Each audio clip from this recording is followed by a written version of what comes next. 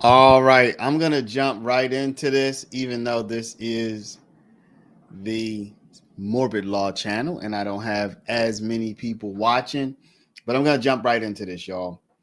This is a tweet that I saw from Alley Cat Meow 13, and it looks like she's shouting out Shay Hilton 14.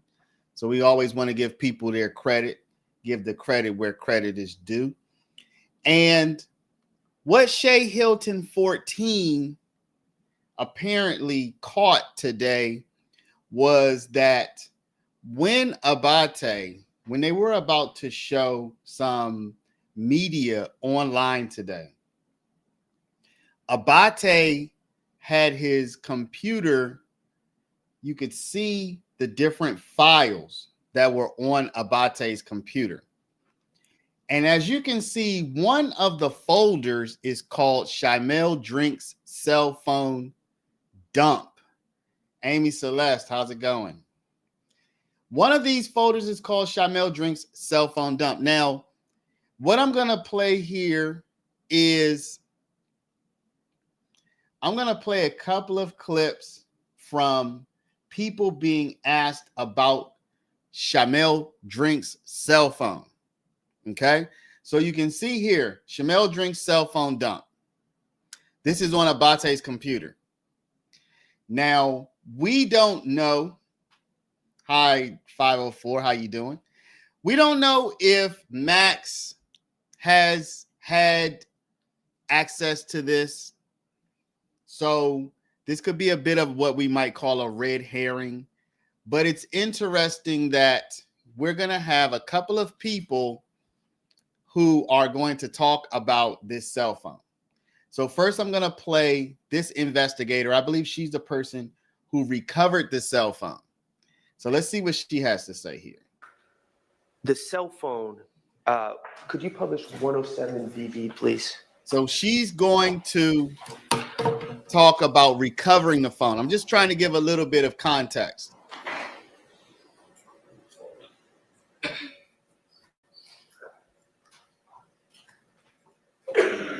So, Officer Davis, when you were working as a crime scene tech and you took over a scene, did you have the discretion about what evidence to collect, or were you instructed by the lead investigator or someone else about what should be collected?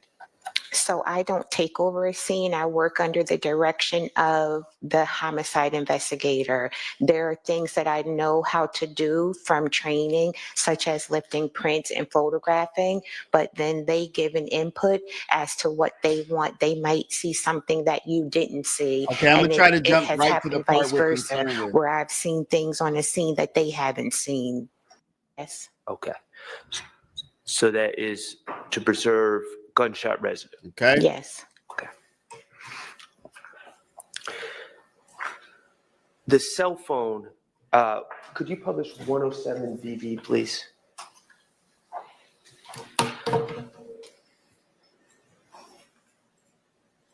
Okay, let's go to the next time she talks about the phone. Cell phone, that's pictured in 107 VV, correct? So I recovered it and I gave it to the homicide investigator on the scene. Okay. Extra credit. Do y'all know the name of the homicide investigator? Y'all remember who that is? So that is something that, in your experience and expertise, you deemed important enough to provide to the lead investigator? No, they tell me they want it. Okay. Oh, so that was, and that's what I was trying to. Okay. So that was an instruction from the lead investigator. Was it from Investigator Hogan? Yes, it was. To make sure you collect this cell phone. Well, I would have collected it anyway because it's evidence. It would have either come to me, or if the investigator wants it, they take it first and then they put it back in property. Okay, so Investigator Hogan, I already have that lined up and we're already ready to talk about the phone. So this lady, she collected the phone and she passed it to Hogan. That's what she just said, right? Victor. Thank you, Ms. Knight. That's what we just heard.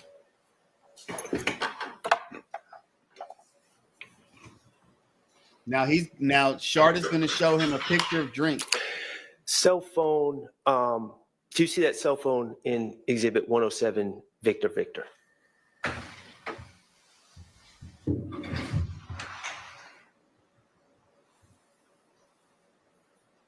Is it the one in the pocket there? Is that what that is? Yes, I see it. Oh, it's on his arm. I believe it's plugged in. Do you see that cell phone? I did, yes. Okay. As an investigator of homicides,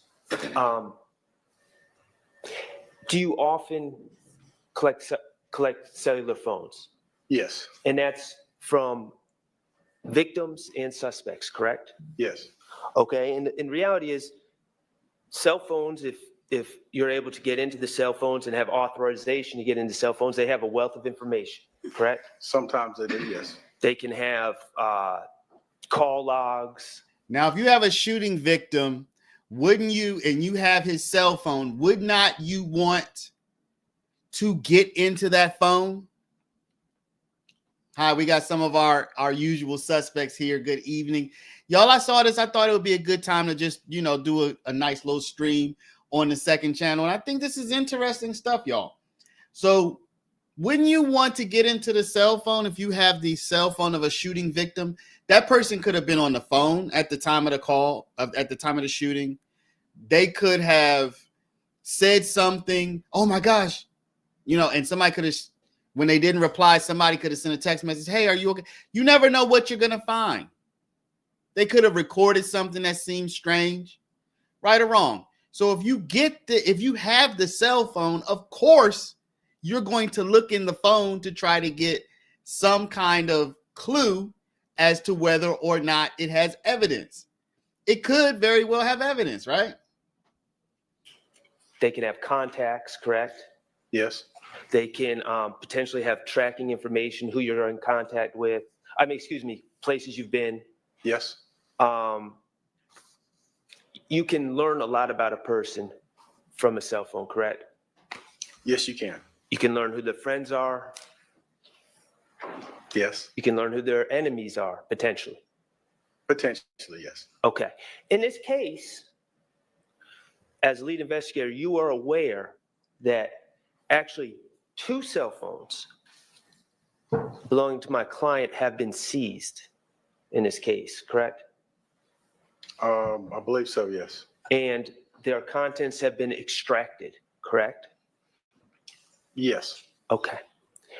Now, Mr. Drinks, as lead investigator, did you ask the crime scene tech or crime scene tech Davis or any other individuals to seize or to collect Mr. Drinks' cell phone?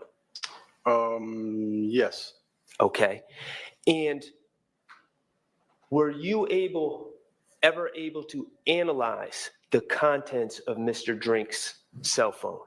I don't recall that, no. Okay. You don't recall ever seeing the contents? No. Okay. So as far as you recall, we don't know who is in Mr. Drinks' contacts? No. We don't know. Yo, what kind of investigator is this guy? He has the phone. It's not like he has to go looking for it. Somebody literally just gave it to him. You know what I'm saying? Like if it's like, yo, his phone might be out there somewhere. And you're like, man, I don't feel like looking for that phone. That's one thing. That's bad. That would be terrible because that's your job. But they just gave him the phone. The lady, you just saw the previous lady literally just said, this lady right here just said she gave it to Hogan. She literally handed him the phone. And Hogan's like, yeah, man, we ain't even do nothing with that. What he's been texting about leading up to this incident? No, I'm not aware of it. Okay. We don't know of anyone that he's had disagreements with or squabbles with or anything like that from his cell phone. I'm not aware. Oh, that could be in the phone. Okay, and you're not people. aware because not saying that none of that exists in his cell phone, but you just haven't seen the contents of his cell phone. That's correct. Okay. All right. I want to talk to you about these videos. Okay. So Hogan said he hasn't seen the contents. right? Now, what I just showed at the beginning is this is from Abate's computer. Now, this doesn't mean that Hogan was lying, okay? Because just because Hogan didn't see it doesn't mean nobody saw it. So this is a bit of a mystery because as you can see, there's a folder on Abate's computer called Shimel Drinks Cell Phone Dump. So it doesn't mean that Hogan's lying because maybe Hogan didn't see it. Maybe Hogan had it. Maybe he passed it to somebody else. He just didn't do his due diligence to follow up and see what was on it. That's an explanation. But it does make us start to wonder, you have to wonder, is Max just doing his lawyer job? There's many explanations here, y'all. Yeah, Amy. So Amy's like, is it empty? That's one of the explanations. Maybe he made a folder and it's empty. That would be something I would want to subpoena if I'm Max. So if I'm Max, I want it. First of all, Max may actually know. He may have seen the contents of the cell phone. So he may have been sowing doubt into the jury asking this question, even though Max knows that, or from another person, he already received the contents of the phone. So it could just be kind of theatrics by Max. That's possible. Another possibility is, like you're saying, Amy, maybe this is on Abate's computer, but it's empty. Possible. There's many different possibilities here. But what just seemed strange was the idea that the lead investigator to the murder, Mr. Hogan, had not seen the contents of the phone, but then one of the DAs has a folder with the name of the victim and cell phone dump on his computer. Now, again, let's give credit where credit is due. I saw this on Alley Cat Meow 13, and she looked like she was crediting Shay Hilton 14. So let's give these ladies their credit. Oh, I think this is actually from Shay Hilton 14 here. So it looks like she was the one who originally posted this. So good work. So Mr. Shark should have received that extraction in discovery. So, Amy, I agree. So it's possible Mr. Shark received this extraction, but then how would he know that Hogan hadn't seen it? Let's say Shark received this information in discovery. How would he know that Hogan had not seen it? You know what I mean?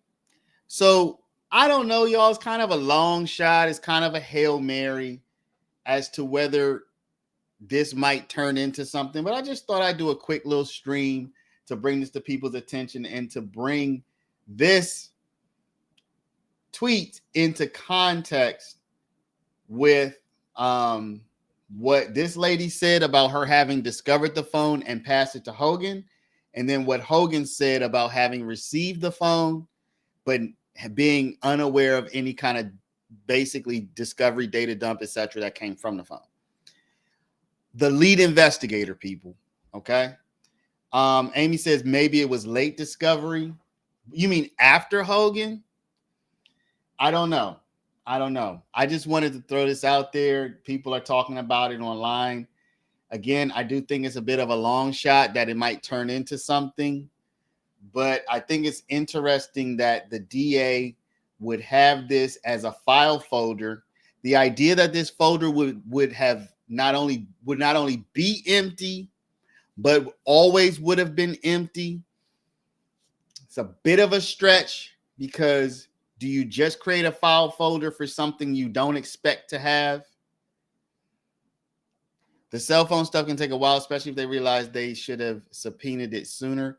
But Amy, they don't have to subpoena it. Who though? Because remember, they received it as evidence at the site of a shooting. So it was in the possession of the government. The technician just said she took possession of it and passed it to Hogan. Hogan could have had it extracted probably within a day or two. I don't know. I mean, he had an active murder investigation. So I imagine getting whatever authorization to enter the phone, etc., would have been quite simple for him because they took it off of a dead guy's body who had just been shot. So, you know, we have a pressing need to get in this phone to try to help. Yeah, so the carrier, no, but remember, to get in the phone, I imagine they have software. Then they are able to look at active text message. They're able to look at cell phone calls that have been made, outbound, inbound, names of people. If social media accounts are already logged into, they'd be able to just access that without putting in a password, etc. They might be able to access GPS data. They might be able to access any data that's in the phone. So they really wouldn't need the carrier data right away. They would have a lot to work with just by getting into the phone itself. And again, this says Shamel Drink's cell phone data dump. So is Abate going to make this folder? Did he make this folder to troll us? Was he trolling us? Did he just say, oh man, I'm going to put this on my, I'm going to troll all the people at home. I'm going to put this there. He could be trolling us, honestly. You know, I wouldn't put it past him. But if he's not trolling us, then you have to ask the question, why does he have a Shamel Drink cell phone data dump folder? Again, it could be a troll. It could be that he was anticipating data, but would you really make a folder before you even get the data? I don't know. So anyway, y'all, we'll probably be talking about this tomorrow. I will probably just replay this video. That's one of the reasons I'm making it, because then tomorrow I can just press play. It is kind of trolly. I agree. It will be a really good troll, an easy troll to make. So it is kind of trolly. But I don't know. We'll see if anything comes out of it. If not, it'll give us a nice food for thought tomorrow on stream. Now I won't have to look up these clips. Now I won't have to look up this tweet. I'll just play this video. So I'll see y'all tomorrow. I just wanted to pop on here, do this real quick. Thank y'all 14 viewers for watching, and I'll check y'all out tomorrow. Oh yeah, by the way, before I go,